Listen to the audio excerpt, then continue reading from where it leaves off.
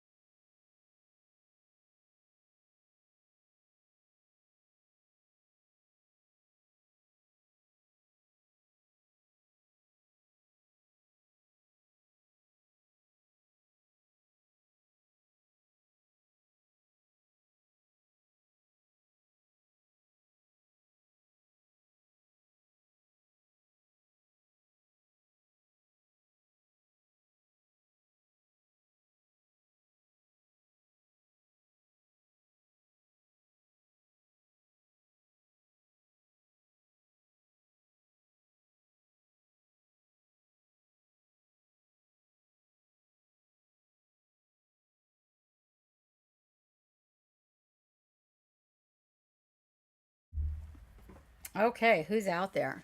You know, my guess is going to be, hold on, let me make a guess. I'm guessing Jossie.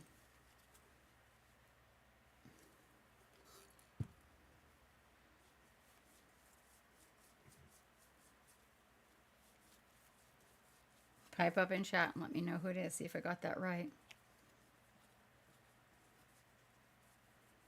Oh, Karn! Hey, the sound works. Well, hey, how are you feeling, man? I'm sorry that you weren't feeling good yesterday.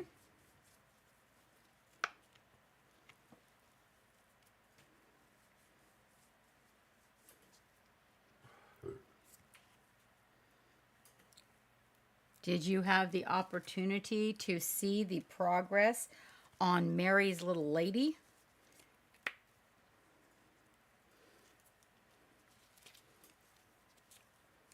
Okay, I'm going to use my little... Ah, hello, Blade Mark. You know, I can understand that. I can definitely understand that. Um, you know, if you have the ability to do maybe an evening class during the week, Karn, I would be willing to bet I could fit you in. No problem before vacation if you want. Oh, okay. She just told you about it, huh? Yeah, she's really coming right along. She's getting pretty fast, that one. I was impressed with how speedy she could keep up with directions this round, man. I was like, hell yeah.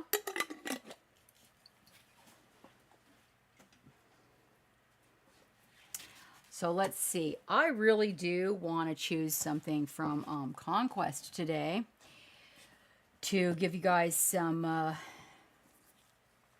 wet blending goodness. And we're going to do different types of wet blending, so we're probably going to like work on more than one item, but something that's a little bit bigger to start with. I recommend for people, when you have a little more space to work with, it can be a little bit easier to understand and manipulate the paint.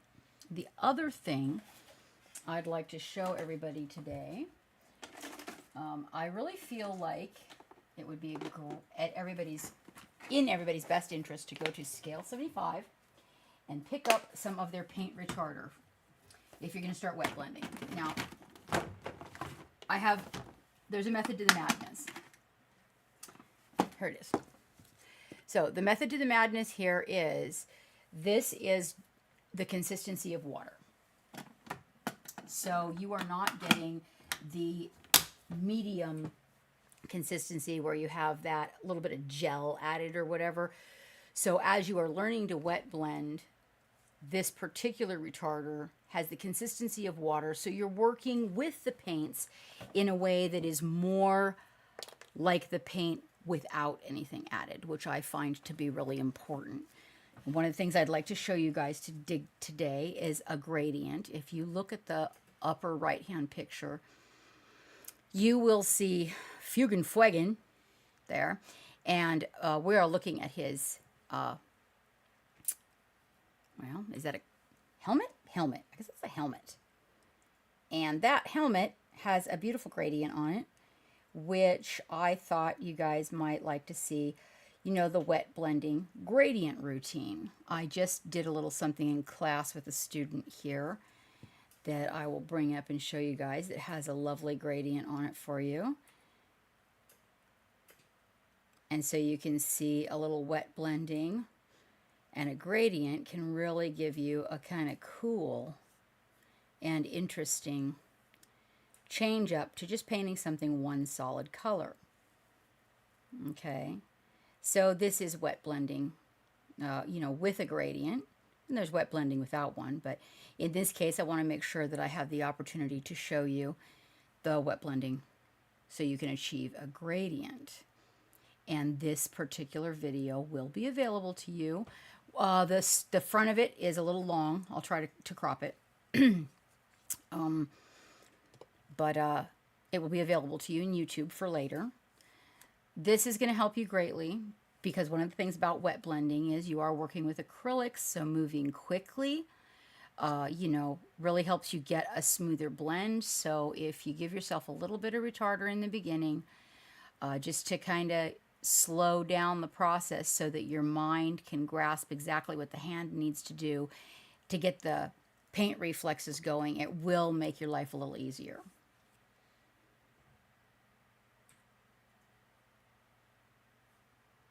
Yeah, so yeah, I think we should be able to fit you in if you want to do maybe an evening class because we're not that far apart.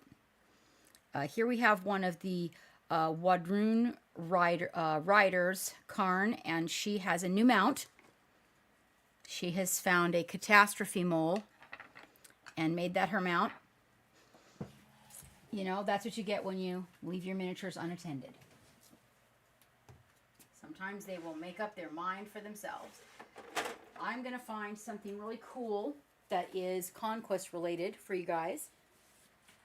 Blade Mark, if you have the opportunity to get back before we end, we'd love to have you join us.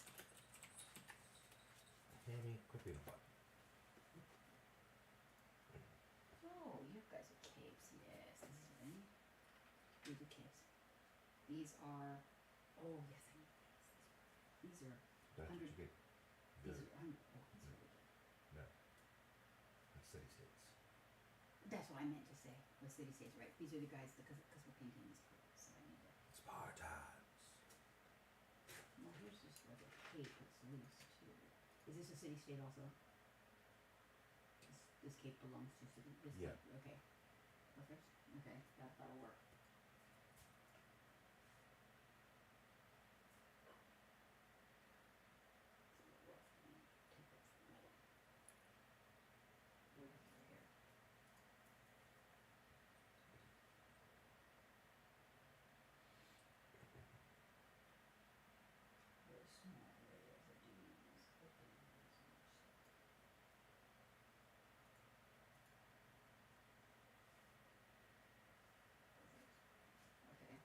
I did not know these were put together, or I'd been all over these already. So I found a surprise. But the downsides to my little surprise is that, wow, that lag is, Shouldn't be right? so is what we see on the YouTube. Hold on.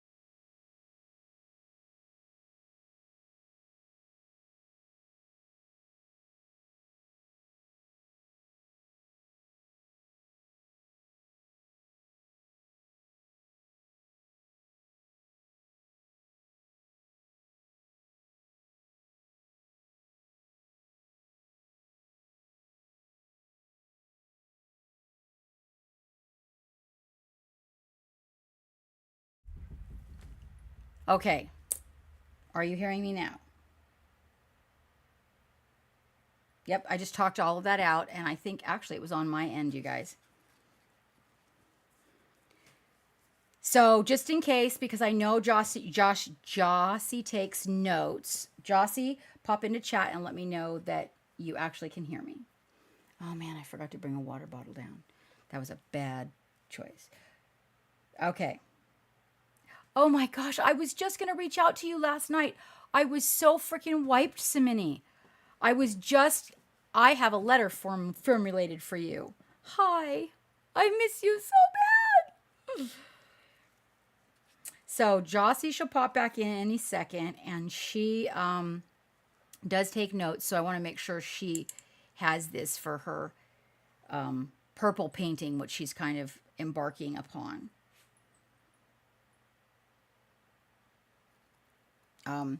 So she can also go back and watch the video. So it's the Violet by yeah, it's the Violet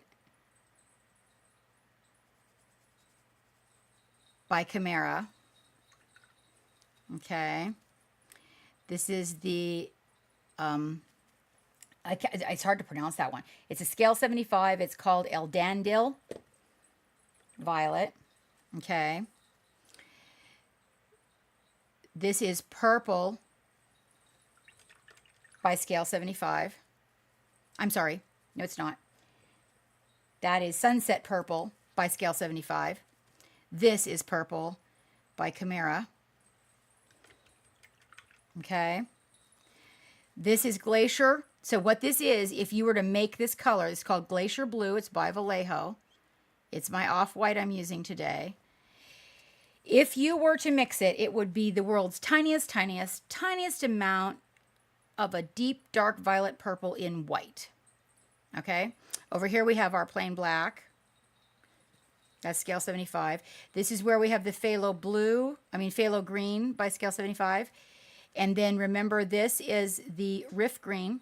You'll notice they're very similar, but there's a little more blue in this one. So I take this phthalo blue and tint the Riff Green to give it substance, like more. Basically, Chimera is pure pigment, and so I want more volume, as in thickness, to the paint when I'm using it.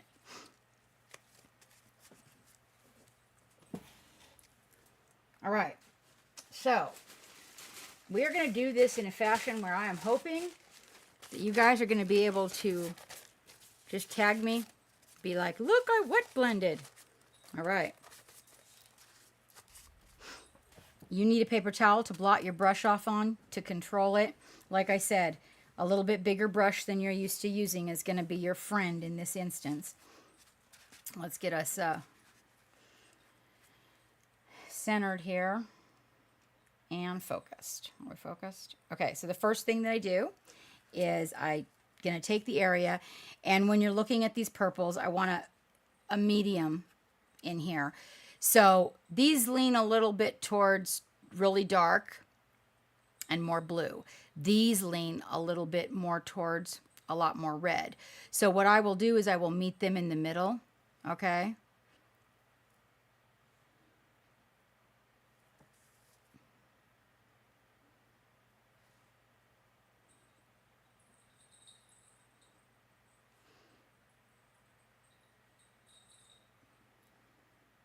And I will get a nice right in the middle of the road purple.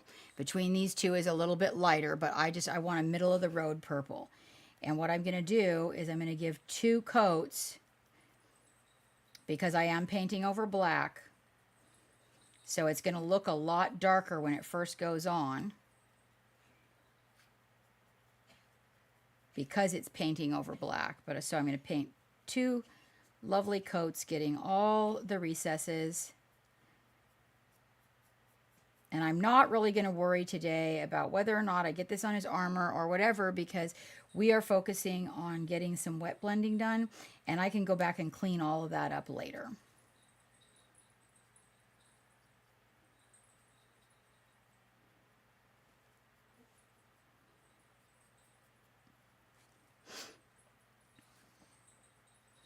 Remember that we put the primer all the way up behind his cloak. Remember, with that kind of thicker brush. That brush that had a little more substance to it. So what I will do is on this back side of his cloak, I'm going to take the step down dark purple and I'm going to reach up in there. So this is our darkest purple and this is our next darkest purple. I'm going to reach up in there, and you may not want to use your brush. Okay, you may want to get your ugly brush out. Okay, ugly brush, right?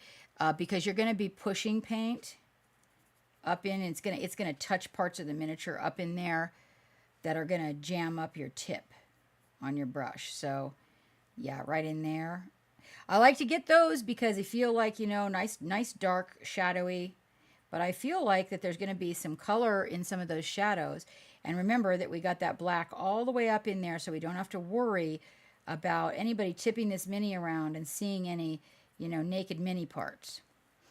The hard part to get is when it's already on the stand. So I take the brush and I push it against the back, wiggle it, and curve it right up in the back if it's on the stand. And then I wiggle it and then pull it down. Wiggle it up in there and pull it down. And wiggle it and pull. Then I just make sure that the part that we can see with our eye is smooth, no bubbles. And what I will do is take, if we're not competing, so we're not competing, right? And what I will do, we're going to put the light on this side, okay? So I'm going to just take him and take a quick view like that, because we're not competing, so I'm not going to peek up his butt and all that. And then the other thing that I'm going to do is he's probably going to have purple like in the back here. That's leather. I don't know. These are leather straps coming over the top. It's debatable. But what I will do is take my lightest color, and I'm going to just mix some really light lavender.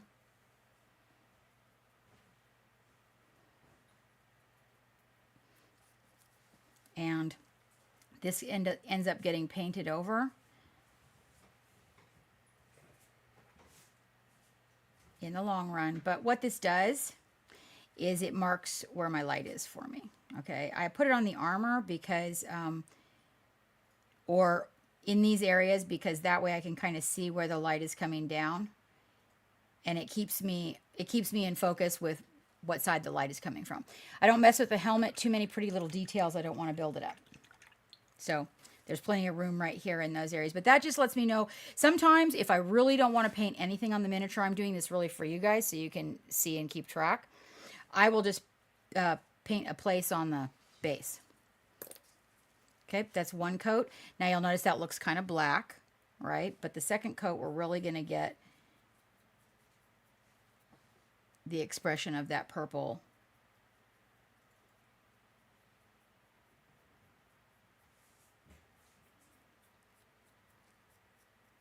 See the difference?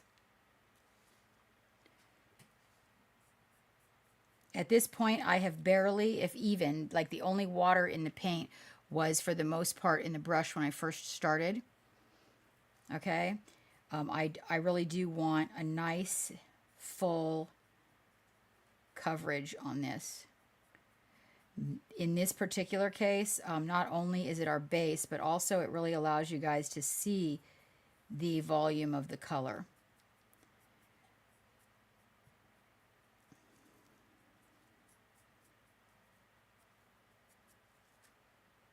Okay, get the front here.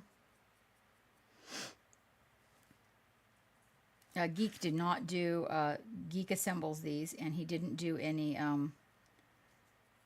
filling or anything like that on the lines. So we do have connector lines and such on these guys. Okay, so there we've got that one.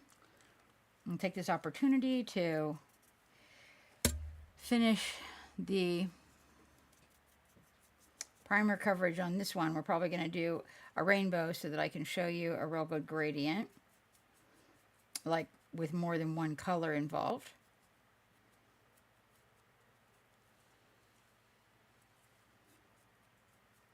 And this one's set off to the side. And then we'll grab this guy. And what we're going to do with this guy is we're going to lighten the color.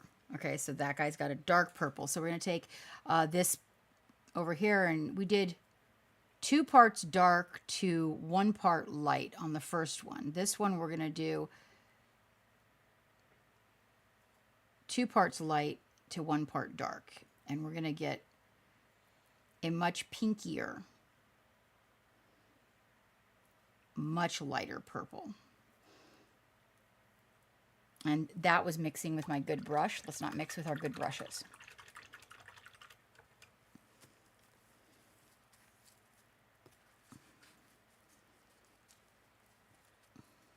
This color will also be used as a secondary color and or a first highlight on the first guy's cloak. And this is that part where I tell you to just relax and block in your colors and don't be too critical about a little overpainting onto something.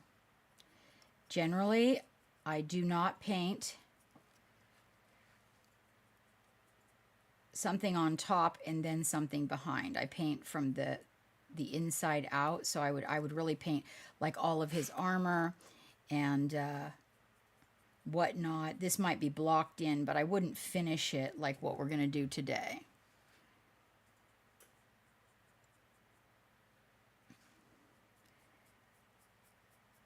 Because inevitably I would end up painting this purple all over everything else that I was working on.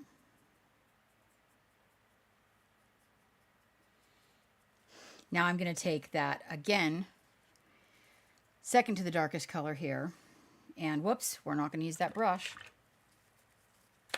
Take the ugly brush. We're going to take that darker purple.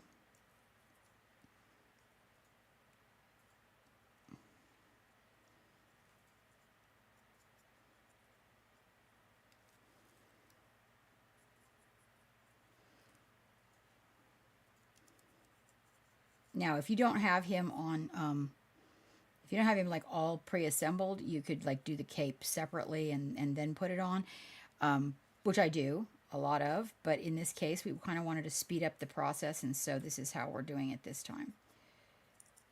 And believe it or not, I'm going to get right up here in the front too. So I've got a shadow of that purple in all of those areas. That works out real good.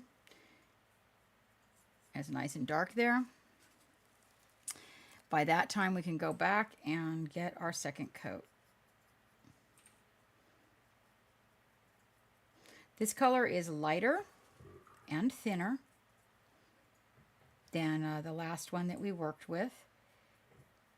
That has to do with, you know, brands of paint, their carrier, etc. So you might want to put 3 coats on your base coat, but because of the fact that you're going to be painting over so much of it, it's really probably not totally necessary. Really, probably even.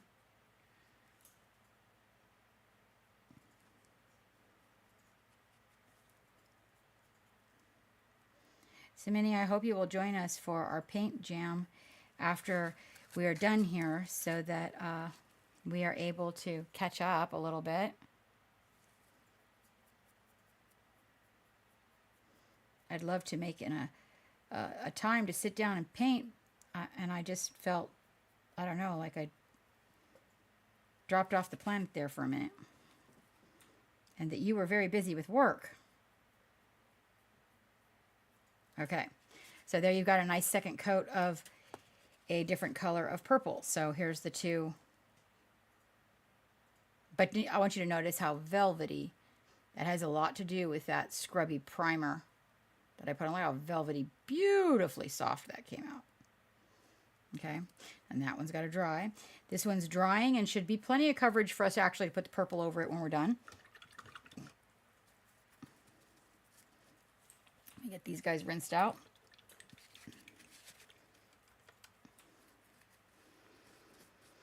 Now there's a mixed thoughts on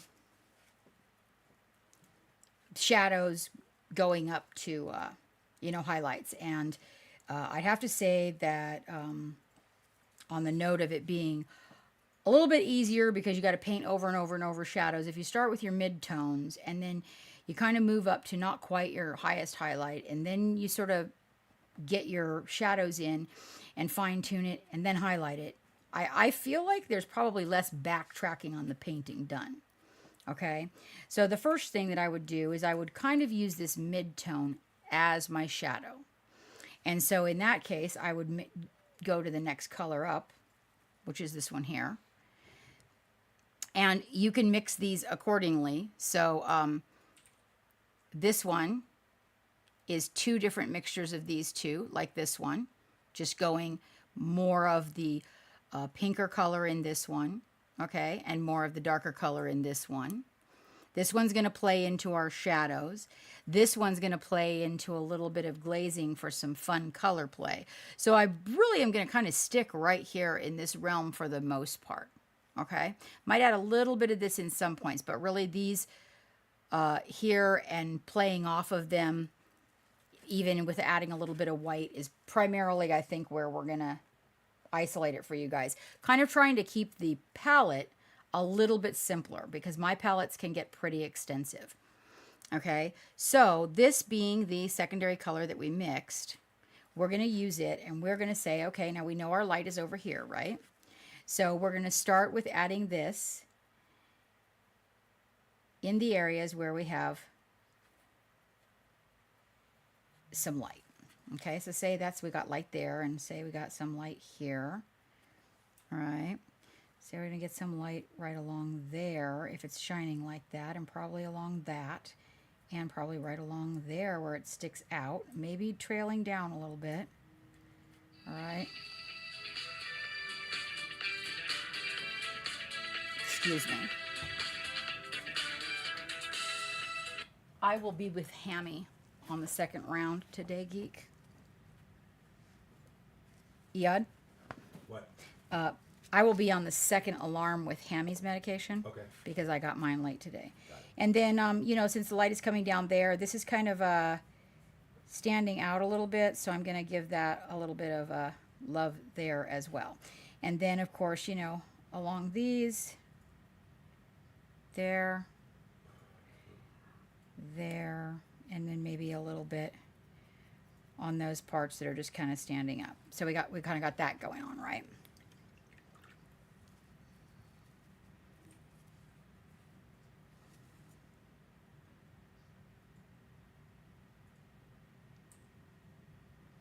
Okay, we're going to switch because we need drying time, and I want to make the best of your time. We're going to switch from dude to dude. Okay? So you'll notice that the two coats on this didn't really quite give as much expression as I would like it to. So we're going to go back, and we're going to get, sometimes when you are dealing with a lighter color going over a darker primer, and or in this case, this paint was, the consistency of it has a little more clarity, you may not get quite the coverage that you need to develop that real solid base coat. So I believe that if you can put 2 coats of paint on it, it probably deserves 3. And if there's 3, then you know what? You're probably going to end up doing even more than that. And it's only going to make it better until you get to the point where you're actually overpainting and then you start taking away from your details. That would be the exception to that rule. But I do feel, I don't know, like when I'm sitting down and painting, I feel like everything gets a lot of go-overs. You figure if we're doing 3 coats for the base on this, then by the time we get to the blending, we've probably got about 6 going on, and that's one of the reasons you thin your paint, is so you can keep your details. So now we got a much more vibrant color. Okay, that's suiting me, I think, a lot better.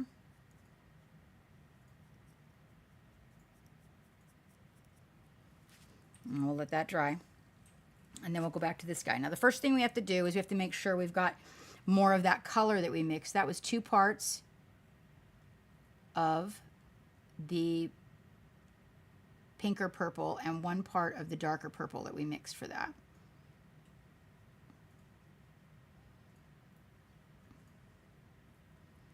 And sometimes I usually leave a little bit sticking out of the last batch I mixed just so that I can, you know, see the color, make sure I get it. And you'll notice that it didn't show up quite as strongly as we would like it to. So we're going to come back in here and we're going to love it again. Getting all those areas where we've got that light.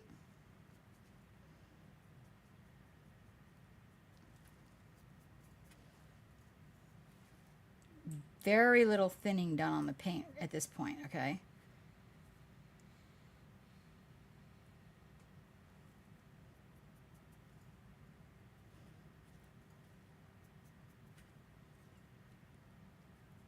Okay, so that's like your very, very first highlight.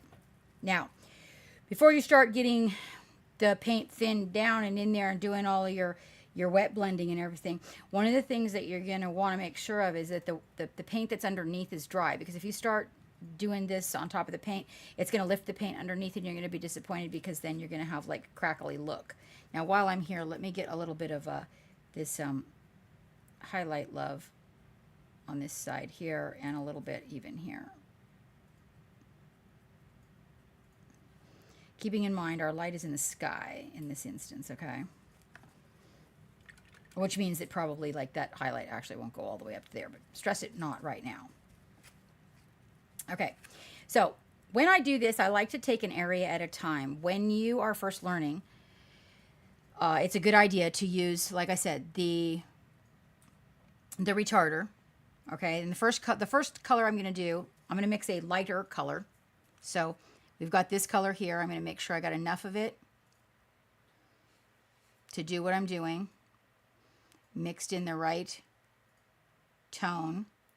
So you want to have that. And then there's enough left on my brush after I've mixed this to be able to mix a slightly lighter color. And what I'm going to do is take like an I do mean. I'm just going to put like the tip of my brush in the white. And I'm going to come over here and I'm going to mix it down a little bit lighter. There'll be a lot of paint on the brush, so it may not get quite as light as I want. So I might, but I'm doing this a tiny, tiny little touch at a time, okay? Just a little bit at a time. And that looks pretty good. That's significantly lighter than the first one, okay? Then I'm going to take and I'm going to put a little bit of retarder in that. I'm going to rinse it off because it's got white on the brush. Taking all the moisture out of my brush, I will dip it into the paint retarder, and I'm going to give this some retarder. Okay.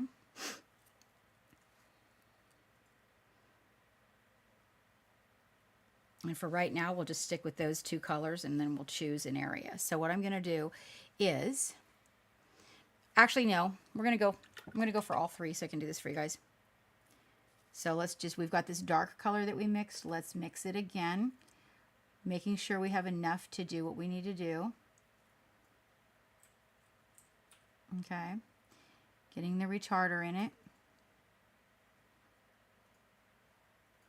Okay. And then rinsing the brush off. All right. This gives us three colors to work with right now. Get the moisture out of that brush.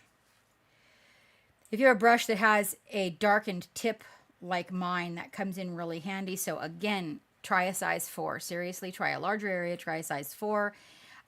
You can downsize your brushes as you go, but a nice belly on your brush gives it the opportunity to keep a little moisture in here so that you can kind of keep your wet blending going. I like to use a brush for instructions that has the dark tip, because I tell people I don't want them to get the paint past the dark tip. Can you see where that dark tip ends? Okay, so that way we can control the paint. When you got a whole brush load of paint and you're doing something this small, you're not really quite in control. So we'll start with the color that's the base color, and I'll pick a little bit of that up, and I'm going to put that like right here on his shoulder.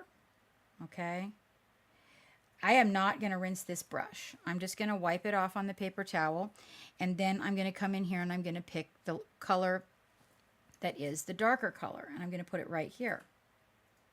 I'm going to wipe the brush off on the paper towel wipe the brush off on the paper towel. This is the base color. Wipe the brush off on the paper towel. Now I'm picking up the secondary color. I am overlapping slightly on the first one, right there. Wipe the brush off on the paper towel. I'm picking more of the secondary color up, going over it onto this highlighted area, down the highlighted area. Wipe the brush on the paper towel, picking up the base color and hitting the areas that are a little bit darker. Pulling into the lighter color right here, a little bit. Secondary color right here.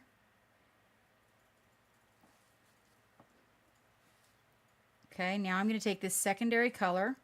I'm going to put it right on his shoulder. Okay, watch.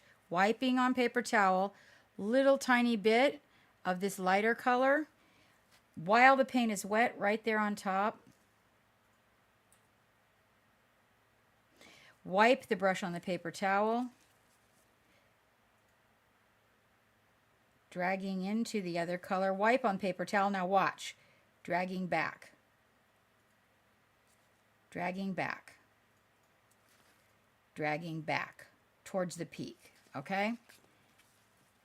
And allowing, you can, but I'm going to do another layer. We're going to go in here, secondary color to catch this highlighted area, right? Across his back. While we're waiting for that other area to dry. I recommend even smaller areas than this when you're first starting. Wiping brush on paper towel, going into the lighter color. Okay, getting our highlighted areas.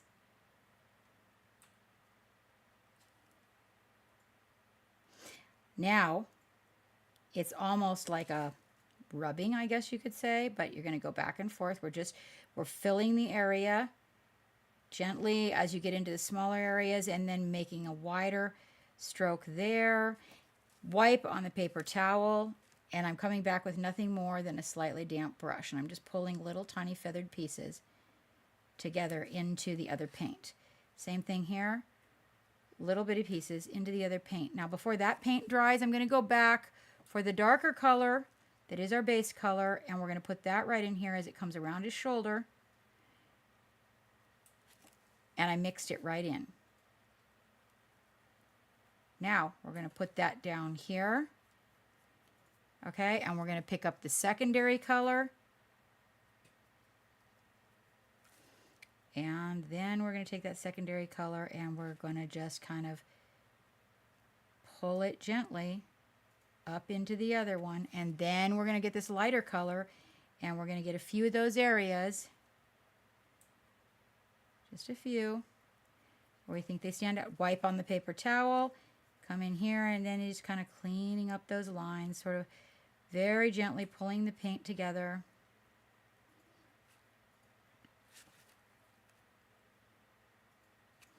Lighter color in the middle color, base color, base color. Darker color, and pulling them. All I did was just pull them together. Wipe the brush off frequently on the paper towel. Lighter color.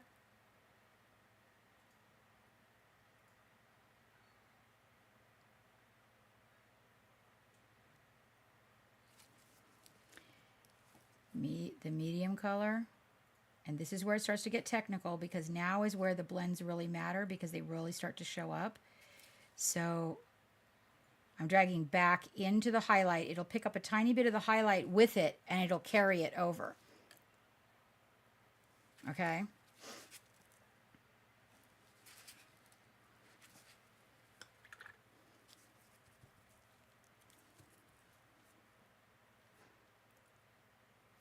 Base color.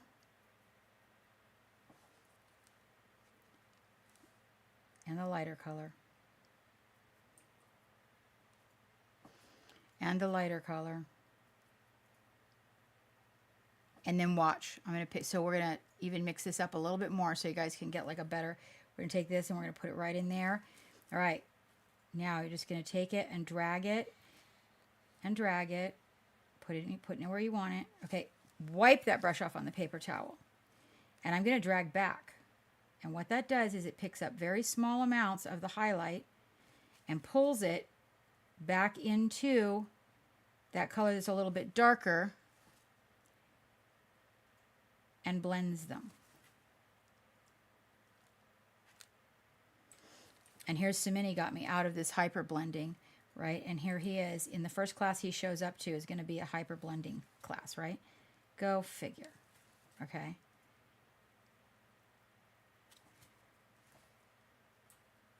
Blending. I'll pick up, and according to where your light is going and where you want the light play, you just keep going back and forth between the colors. Okay. There. It gives a better look if we do like that. We need some of this down here. We need, this is the darker color, some of that right there. Okay. Now, we need some of that right here. And a little bit of the medium color right here, where that cape kind of comes out. And we even need a little bit of this right here. Now look, I put it right on top of wet paint, just like that. Okay. And then you just, it's, you know, they call it blending. It should be like called color mixing.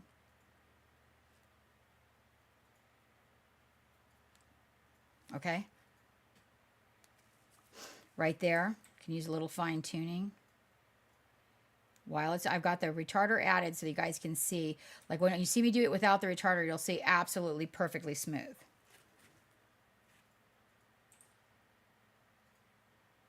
You can use non-matching. Yes, ma'am, you can. But I'm going to tell you straight up, I have every retarder, I think, made. And especially when you're first learning to do this, the scale 75 is the best. And I was explaining to everybody just before you got here that one of the main reasons for that is because theirs is like water. It's the consistency of water. So as you're learning to wet blend, you don't have a gel or a goo or any weird consistency added to your paint that you're learning to work with. Instead, you're just learning to blend the paints because of the consistency of it. So when it comes to retarder, period, in other words, I don't care what brand paint you're using, the retarder, the best retarder is scale 75. If you're using scale 75 paints, hoorah, and more power to you. I'm a big fan. You guys know that. All right. And still yet, it's giving me all this time to do this glazing and blending. So I'm using the side of my brush, okay, to drag very, very thin layers of the other colors over one another to create a really nice gradient, okay? Right here is not doing what I want it to do, but it, you know, it does take a little bit of building, okay? We haven't got to the shadows yet. Yes, they do. You want that. Oh, I was going to tell you too, Jossie, I forgot to tell you in class last night. I want you to get this.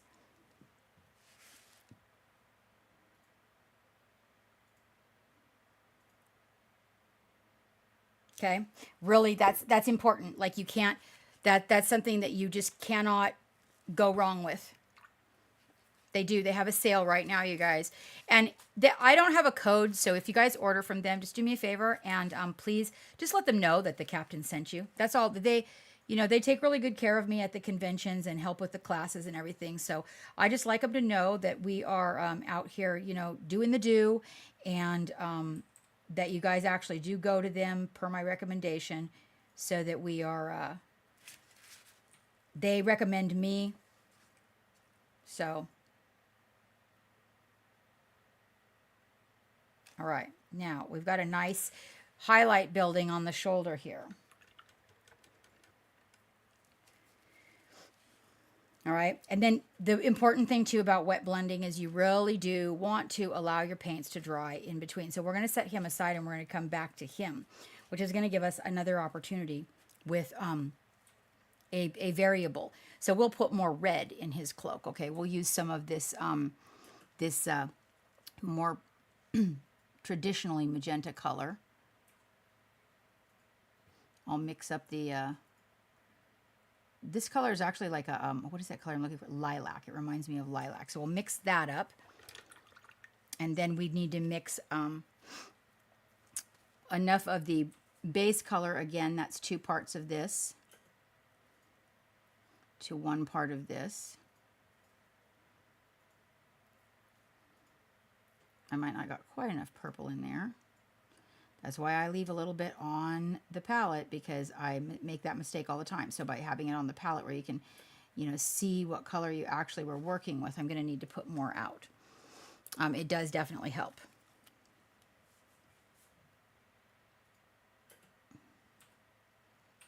You guys, don't be afraid to ask questions, okay? That's what this is all about. Oh, I keep going right and left, and it happens. That one's gonna, there we go. But being as I've got a whole army to paint, I really don't, I'm not like too worried about that. But this is the one that we're gonna make into the lighter color, right? With some of the glacier. And we get a kind of lilac-y. I keep a palette knife handy to scrape the paint off my brushes, because sometimes there's quite a bit of paint on the brush that just gets rinsed off into the jar. Okay, and then what I'm going to do is I'm even going to do a lighter one over here. And I'm going to add a little more purple to it to get more of a lavender than a pink. So I can kind of stay in step with their purple coloration. All right, so again, we've got our base color here. This actually isn't the base color that we have. And again, not a lot of thinning, okay? But what we do need to do is, because we made new mixes, we're going to need to add our retarder to it. I am using the retarder today to make maximum use of time for you guys.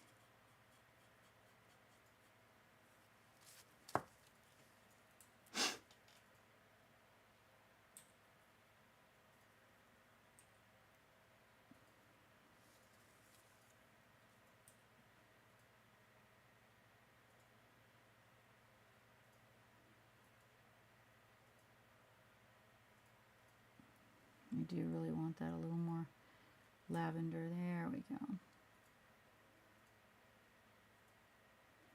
Now we're talking business.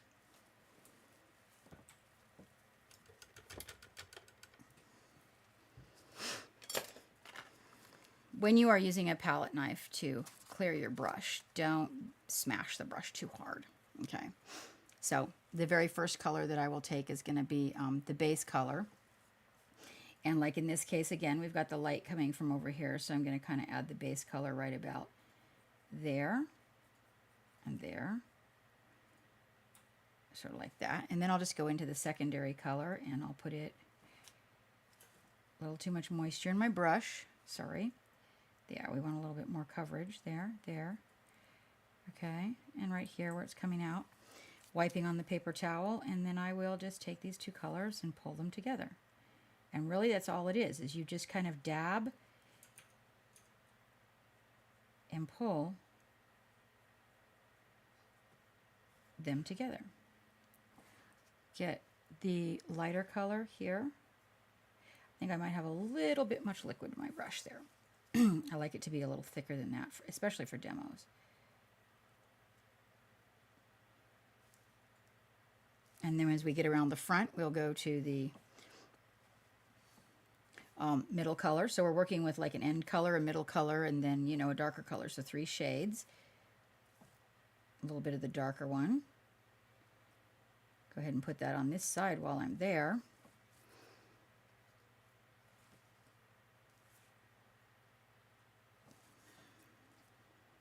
And really just pull, pull, pull.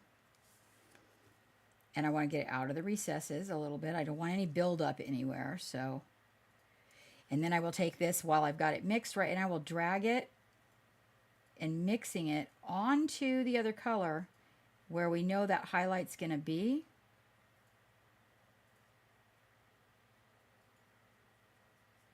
right? And then I'm going to go in for the darker color because we're going to get like in the shadows. Now watch, here's the weird part.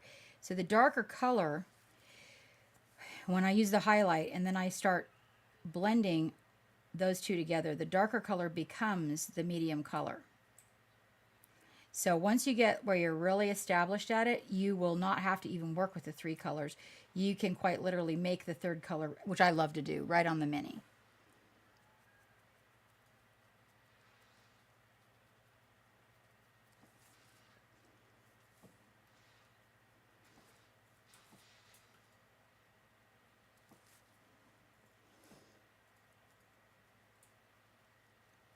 This takes practice. Everybody tells me when we do a class on this, oh my God, it looked so easy. And then I went home and I went to do it and I was like, no. So be patient with yourself in understanding that what you really want to do is you really want to control your paint load.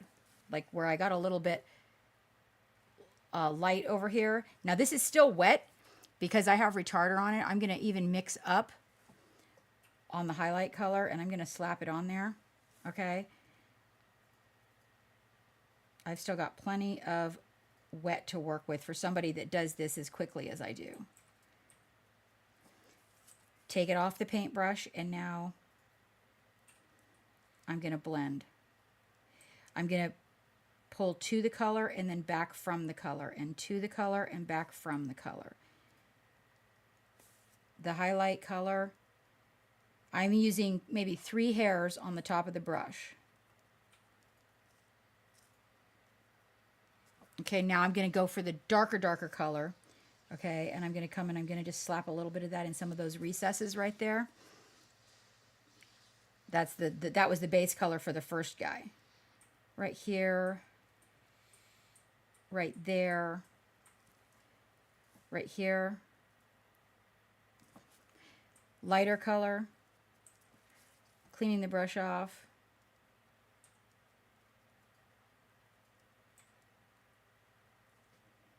Okay, bad.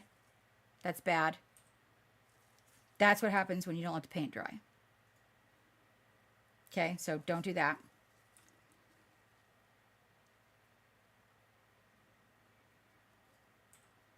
Now as I come in here, I still have time because I'm using a reach and I'm smoothing. You have to be very careful with this part because if you don't hit the right time, ultimately you're going to end up doing what I just told you not to do.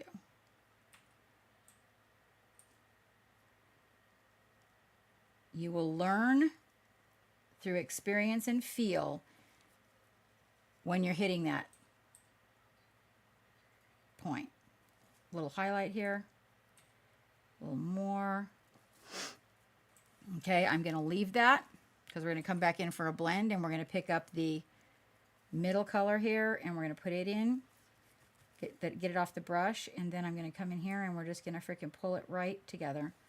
Take it off the brush. I'll get a little more of the lighter color. Literally mixing it on the mini at that point.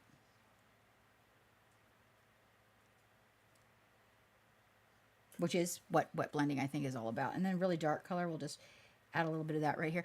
I'm going to go for like a really dark one. Streak it in a little bit.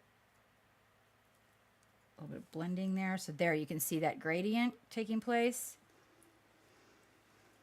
We need to let that settle and dry. Okay, as it dries, let's swap out. You'll see now you start to get the fabric movement. Okay, so we let that guy dry and we come back to this guy. Okay, this guy's got the base color of the darker one, which was this one here. Okay, that's his base color. That's his medium color, and then it goes on up from there. So we can take the base color and come back in here again and hit that kind of low point. Sticking to a smaller area. Clean that brush off, and we'll come in here and we'll get the that kind of first highlight. I'm also painting lightly. So this is a, you know, not just And we're going to go for that lighter color. I think that the lighter color has too much water in it, you guys, too much moisture. So I'm going to mix another batch of it.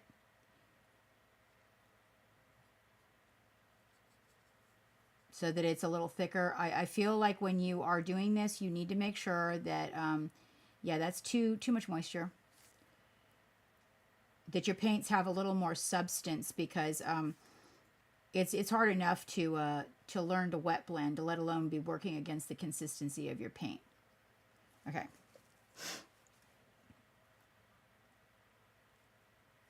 That was adding purple.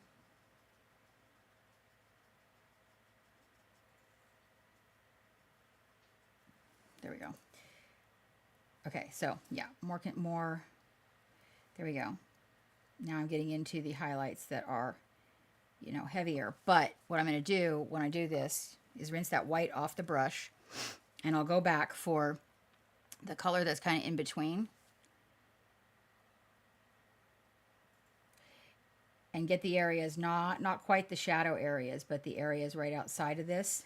Okay.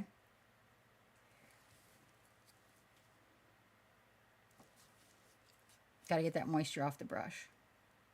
I'm going to go one way, and then I'm going to bring it another way. And I'm going to stay in that highlight zone as I do this. If you get too much of that color on your brush, then you'll end up with a situation where you dominate the color you're trying to create, and then it becomes like the shadow or the base color. And you see what happened there? Okay, that's good. All right, now we're going to take like the darker color, and we're going to put it in here. That's where the shadow is. Dry that brush off, and then I will kind of pull that up. That's where that, and blend that with it.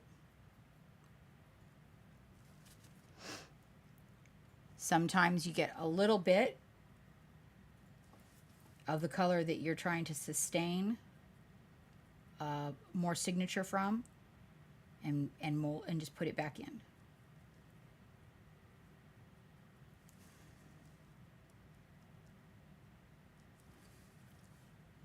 Okay, so again, we'll go back for the darker color, and we'll kind of like put it right there, because it's gonna be part of what we're doing next. And then we'll get this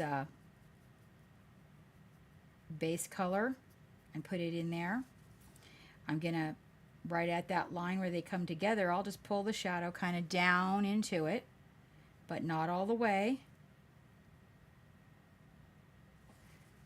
And then we should have a color actually down from that, which is going to create the shadow that comes around over here.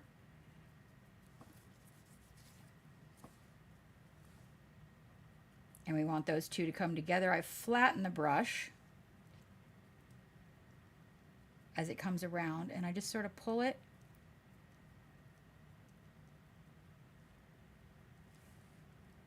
So that you get a gradient from that color to this color. And I'm going to do the same thing like right there. We're going to get that dark color, and it's going to be coming around into here. We want to get this color, and it's going to be the one that goes here.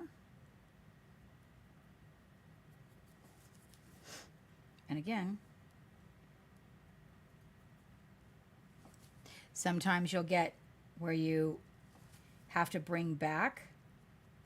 When you do that, you got to learn to feather and then blend, because we had to, maybe if you get like a little too much of one color into an area.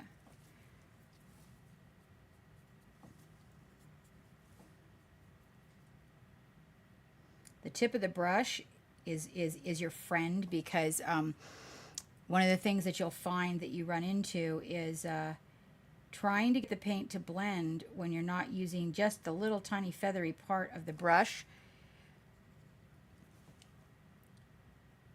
The paint will drag instead of blend.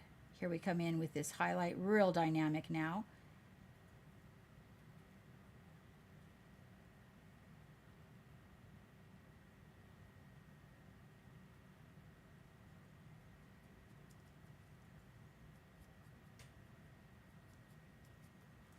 And before I let that get away from me, okay,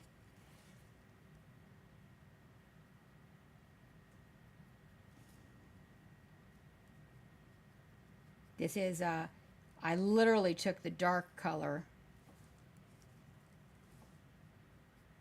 and created a blend right on the mini for you.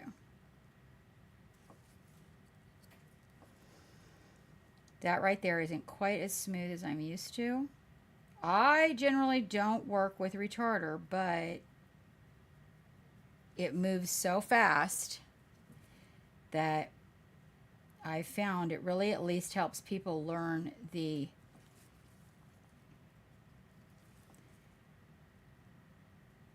connective part, getting the paints mixed on the mini. Because, I mean, if we're wet blending, then we're probably doing it on the mini, right? And now we're doing that last part before we get to the shadows, which I kind of like to glaze the shadows in. You'll notice I really tighten up on my brush. You know, I'm always telling you guys in class, back off on the brush, right? And I do. I tighten up my brush when I get to this part.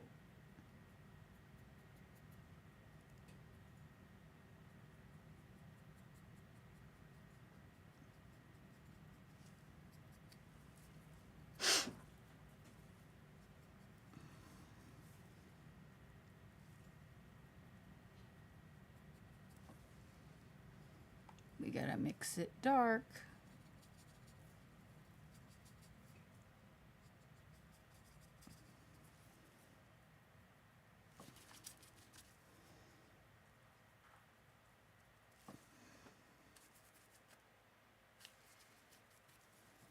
And really lightly. Again, that's a little bit of pulling.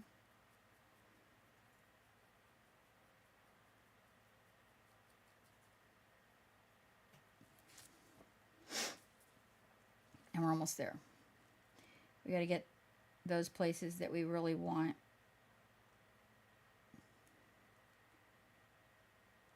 more of that light play from. So I will not touch the top of these.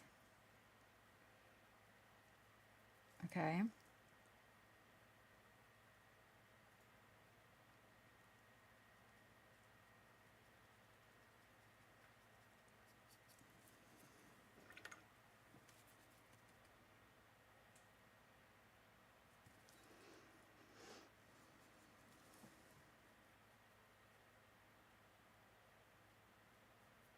That's the dark purple.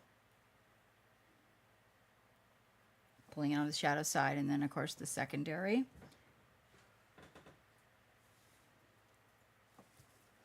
I'm going to rinse the brush, and I'm going to use nothing more than a wet brush to pull them together. You have to be being very careful, because, you know, you do want to make sure not to tear your paint from what you have established over there.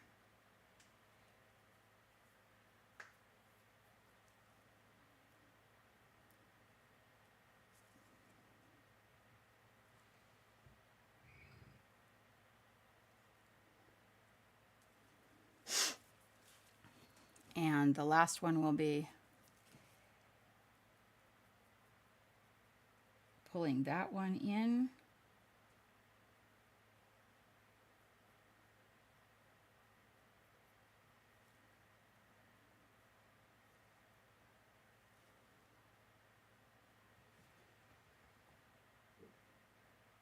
Once you've got all those colors blended, fine-tuning highlights and shadows becomes the final detail.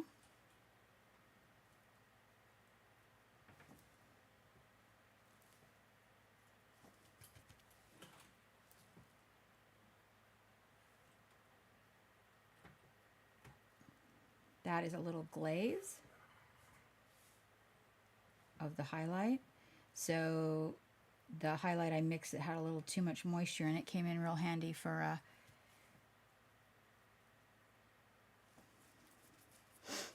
glazing that last part on. And I'm not going to mix it. I'm going to feather it. So a very, very thin layer of it.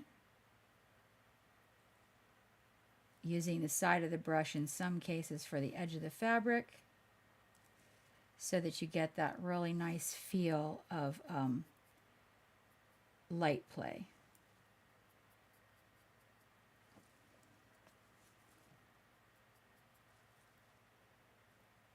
It's more of a side of the brush use. I'm always talking to you guys about that.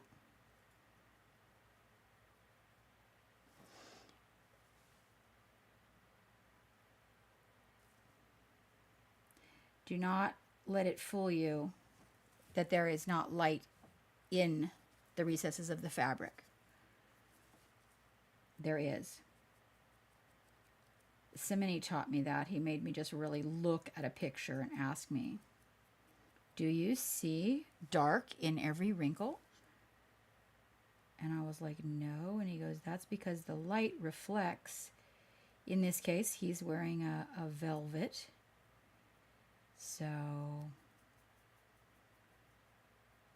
we would get some of that.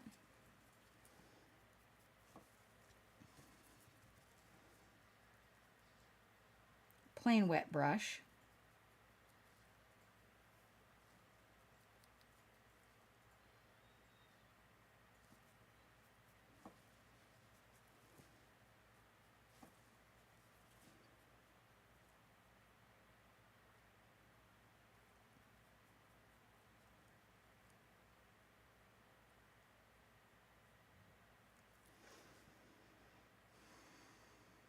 It needs to dry. And then from there you can quite literally just put in a few I put dark glazes for the shadows, but I want to let it dry. Okay. The other thing I would want to do is I would want to like come in here with the side of my brush and thin layers of the highlight. And I would want to dance it right off the top of the fabric in the areas where I know that we're getting a little more light play. But it's a very thin glaze. Really, like I said, that one that I mixed that had a little too much was pretty much perfect for that.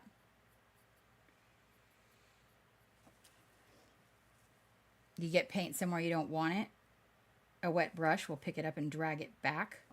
As long as your paint is not at that halfway dry point, okay? This is where we fine tune the highlights. Keeping in mind that you have to let it dry in between.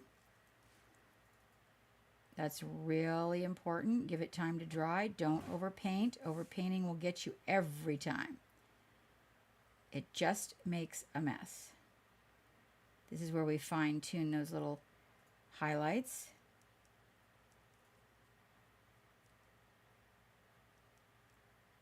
I like to fine tune the highlights before I get too many shadows in,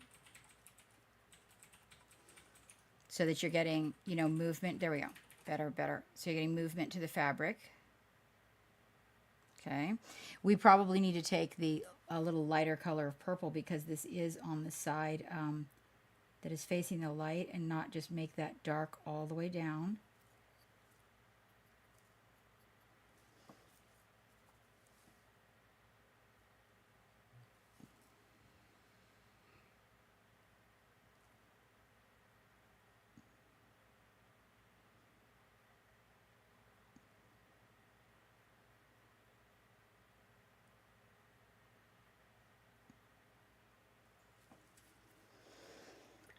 Also, I want you to know that your paint changes color as it dries. So if you continue to paint something and you're just painting and painting and painting because you're not getting what you want out of it, did you know that I'm going to tell you that probably 50% of the time, if you stopped painting and let the paint dry, it might actually turn into what you want. So that's really important to know. Otherwise, you will be really struggling.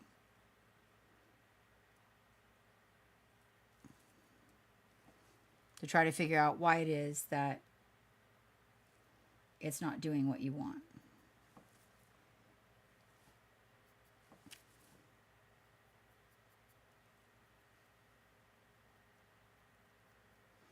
So this part of it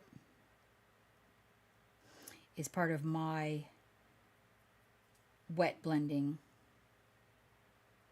technique, which is where I bring in very feathered, light glazes, because I primarily glaze, you guys know that. And so I will bring them in and then fine tune the areas that I want the light to really stand up. I don't want that blended because it doesn't have as much life.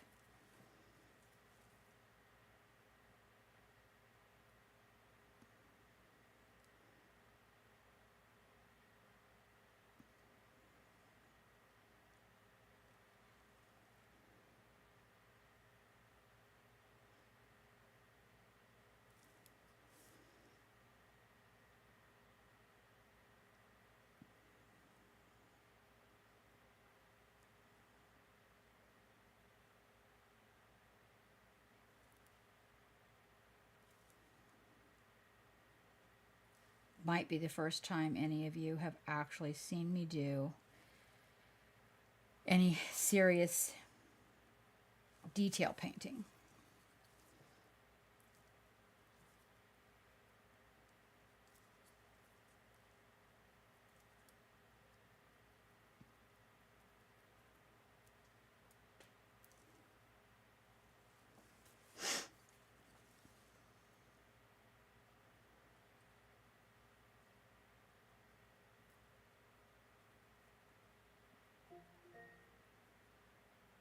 This is a reminder. Mommy seizure meds T-Pain. And hamster meds.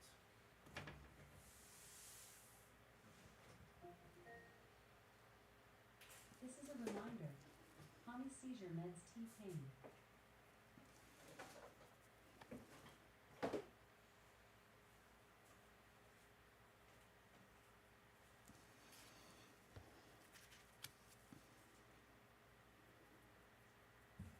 Right there, I just got too much of the wrong color up where I didn't want it. So I actually have to do a repair right before your very eyes, which is to repair a color.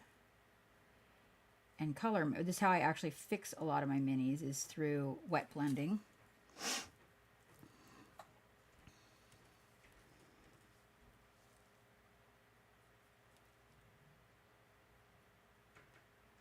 If you have an area where you need a fine line, sometimes little dots are your friend.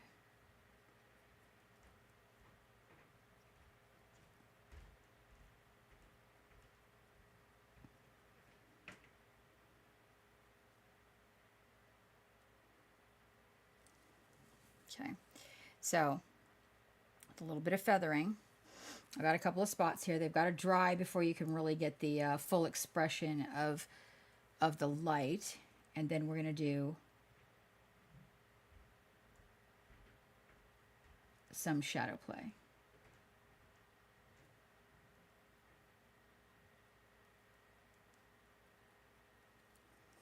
These little lines, you don't want them blended.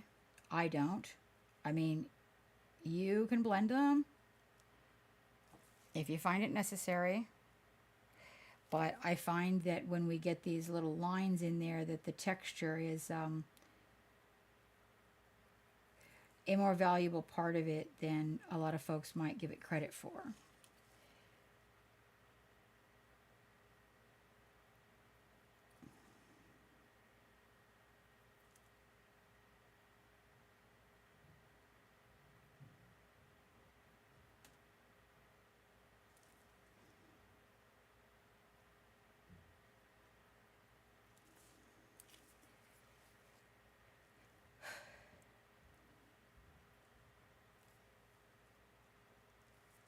I haven't done a whole lot of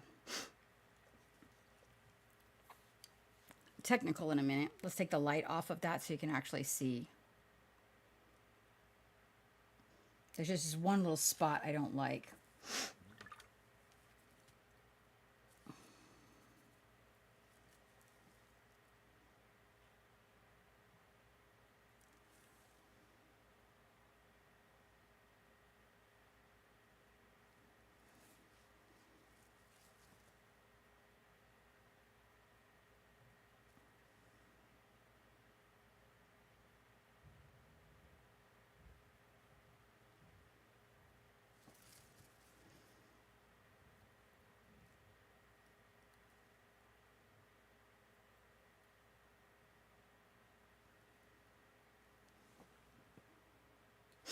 See if I can get those colors to do what I want them to do. Okay. Now,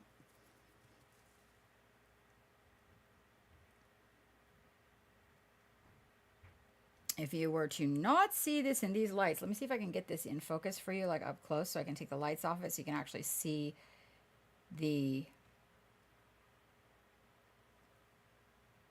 blend.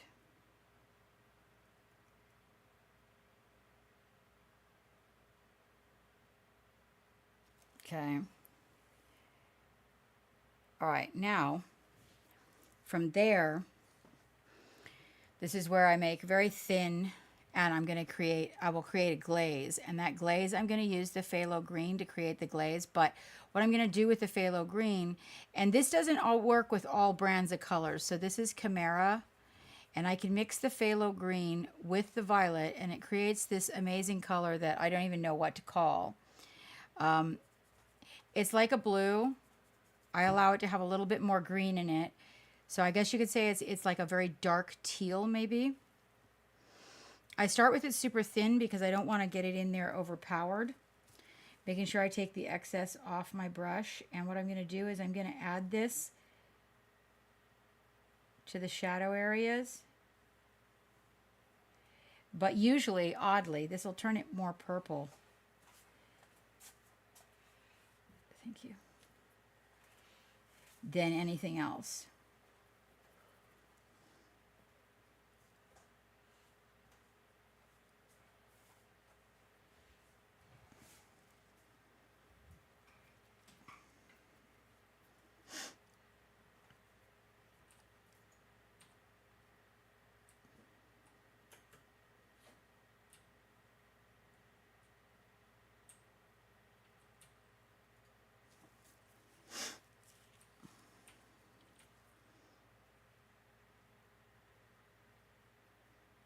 Feathering. Feathering is a almost clean brush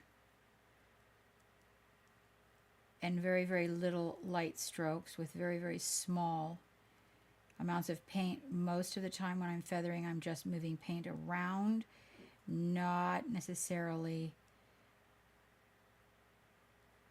painting an area. And usually when I'm feathering also, it probably involves a glaze.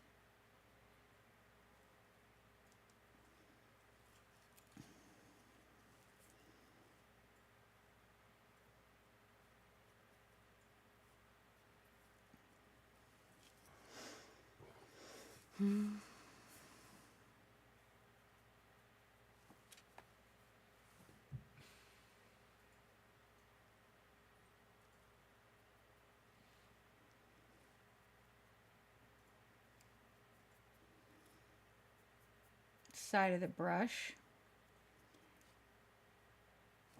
using the base color kind of as a shadow in this case.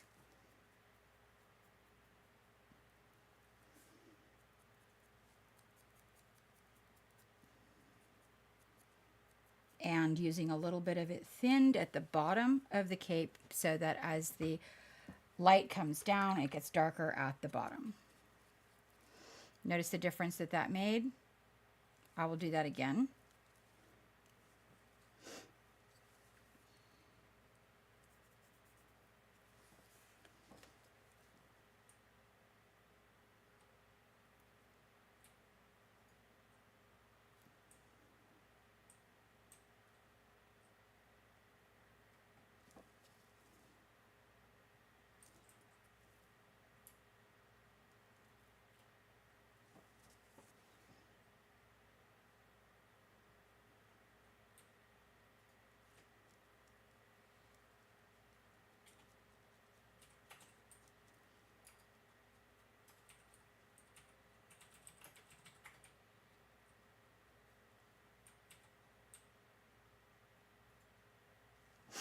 I'm going to go in for just where it is a little bit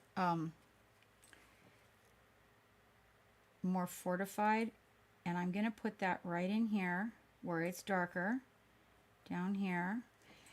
I'm going to clean it off the brush, and then I'm going to really, really gently, ever so carefully, like it's just like a little butterfly kiss worth of paint stroke, and I'm going to move that out. I'm going to take that same brush while it's in this condition with a very small amount of this on it, and I'm going to take it to the other side to catch some of these shadows and wrinkles that it's got here. I'm going to clean the brush off to smooth, get the water out, to smooth the area where that stroke ends.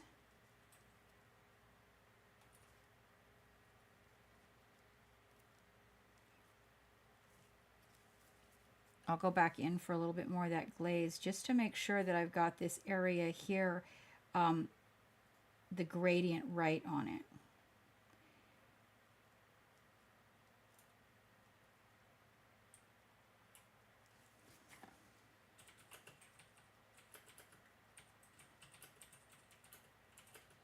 Again, with it hitting the bottom of the cloak where the color deepens. And I think you'll notice that the blue really deepens the purple and gives it a lot more expression. We could probably use a little bit of that, like right here. And right there. Definitely right in there. Clean that brush and pull it back. So you only just get a hint of it, really, as it moves into the highlights.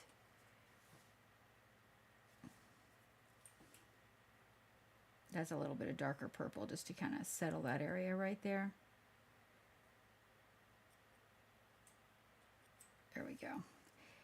It's also got to have that there. There we go. That gives it a better appearance. Okay.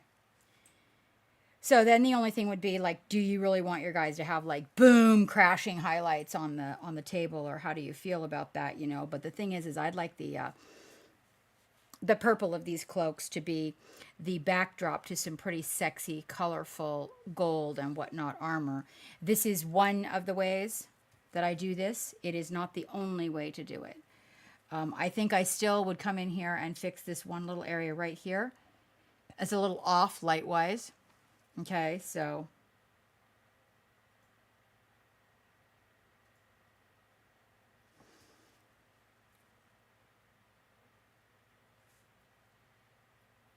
it'll take a number of strokes to fix that.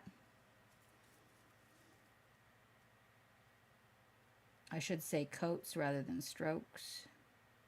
Let's just come in here and try this. We'll try the old feather routine.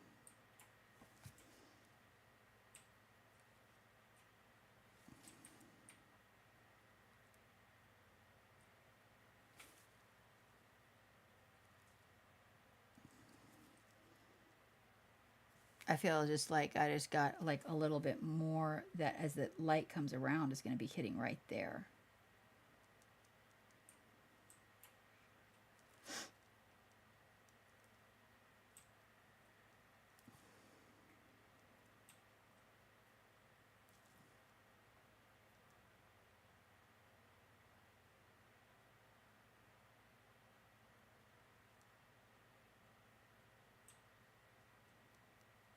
I fixed it.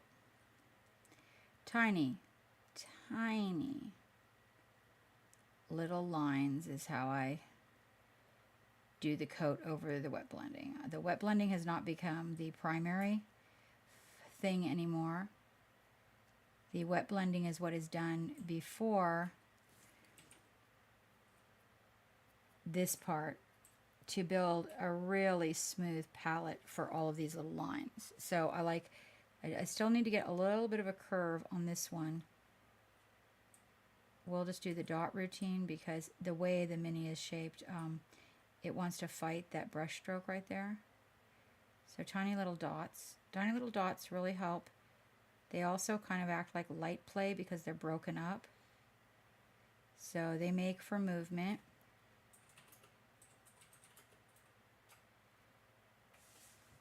I'm specifically talking highlights here, of course.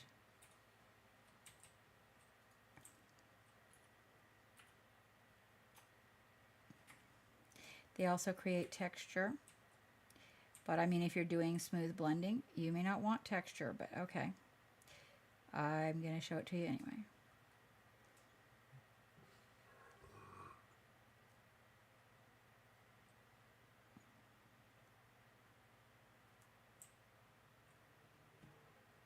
Okay. Texture.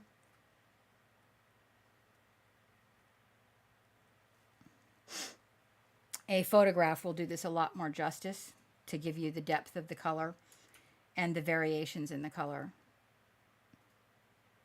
But if, and when all is said and done, should you want to bring everything back to a base purple, say you want it more, you can do a filter in a very thin purple, wash it over it. I'm not going to do it to that one because I like the way it showed up, but what I can do is show you on this one real quick because our time is closing in. But real quick, I will show you that you can take and make a purple filter. So you've got some low lights, not very low lights on this. You could stand lower ones. But if we were to put some shadows in it, this will help with some of that. You can take a filter. Do not allow it to settle in the recesses. That would then be a wash.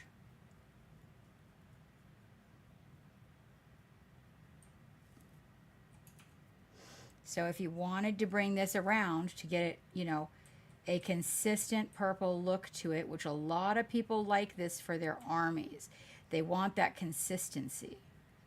Or maybe everybody's standing in the grass and you want, you know, like a green hue on everything rather than mixing it into all your paints. Or maybe we're all standing by the campfire and we want a golden light or whatever it is. And you can just change it.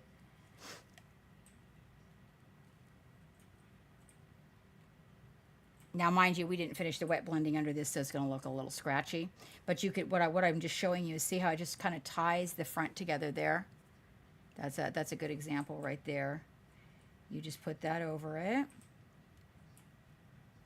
And really, so in this case, you really don't want to be using the retarder. I'm just using a little water to thin it, making sure there's no bubbles left sitting or a bunch of stuff pooled anywhere. And you'll notice that it creates a little gradient there from one color to the other. Once that dries, you'll really be able to see it because it won't be shiny. Oh, you're so welcome, Jossie. There are, and you know, we will do little areas for you guys, you know, coming up. I wanted to do this because everybody been asking me to do it again and drop it out, all the Patreons, and drop it out in the Patreons. So this filtering idea really gives you some power to control lights and make an army a little more uniform. I mean, you can use it on something that's not an army, but it really does help when you're trying to uniform your army. And you'll notice it even helps like deepen the shadows a little.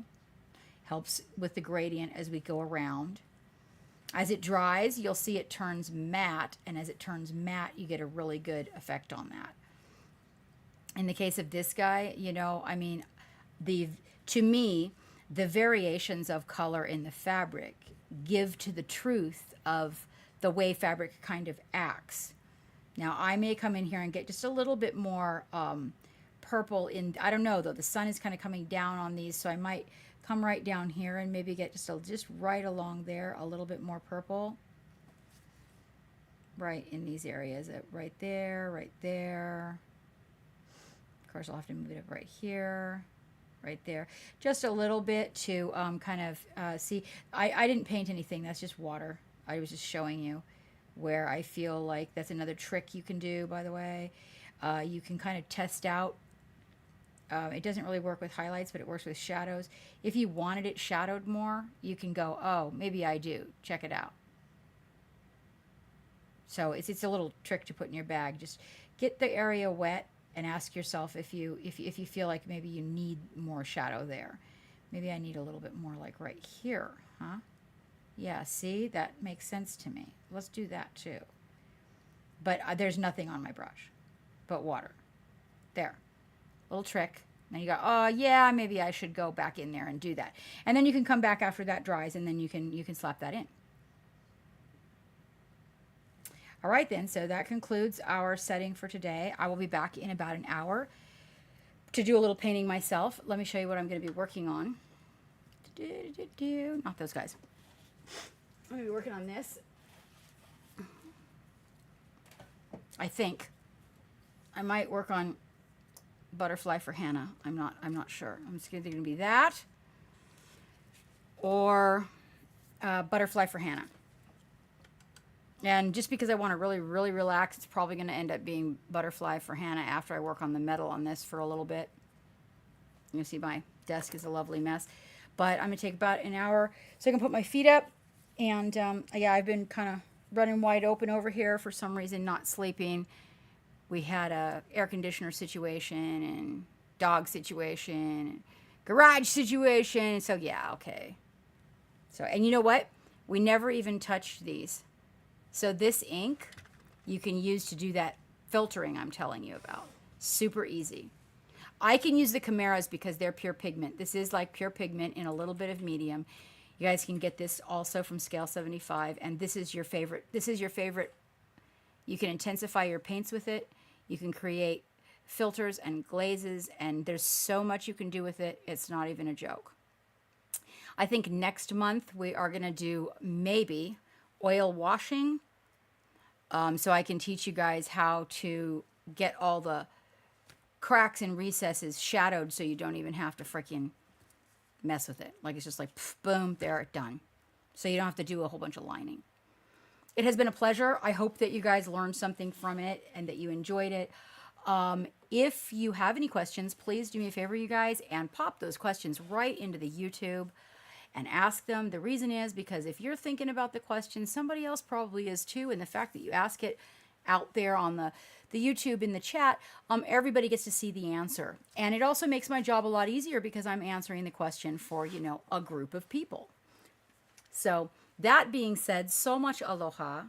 You guys, I'm going on vacation for 2 weeks. In 1 week, we will be leaving in the RV to go to Michigan, maybe do a little fishing and take a trip with our doggo, Hammy. So I'll be on vacation for a couple of weeks. Please feel free to drop into the Discord and use it to paint together if you want to. I will see you guys when I return, and that will be the beginning of October. In the meantime, you guys take care of each other.